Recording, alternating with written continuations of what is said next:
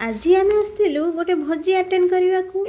मु आ मोर दी झी आ मो हजबैंड भी आसते जेहेतु मो सान जा बापांकर आज बार थिला से आम आज ये आसलु देखु स्मृति सभा ये केते लोक आसी चलतु भितर को जीवा ये कौन कौन सब हो देखा ये देखु बहुत लोक ये आसी चली जावा दुखरे ये आम समस्ते दुखी थिलु तो स्मृति सभा गाँ पंचायत लोक सबू एकाठी आज होते ये भाषण समारोह चली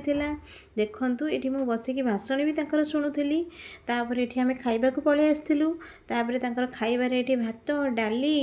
आउ खट्टा माछ आ कोबी आलू कषा आउ गोटे मुढ़ी घांट भी होता एठी आमर परिवार सब पिला माने एकाठी बसी कथा होचंदी जेहेतु बहुत दिन पर देखाई एठी सब बहुत बंधु बांधव सह देखाई बहुत खुशी लगिला सब गोटे तार गोटे मजा भी अलग अच्छी बहुत दिन पर देखा साक्षात जेहेतु हेलु तो ये बहुत खुशी लगिला तापर एठी आमे घर को बाहरलु तो घर को बाहरला बेले देखंतु एठी केते सुंदर दृश्य सब एठी सूर्यास्त दृश्य बहुत सुंदर लगुच जेहेतु आमे गाँ दे आसुचु तो गाँर दृश्य तो बहुत सुंदर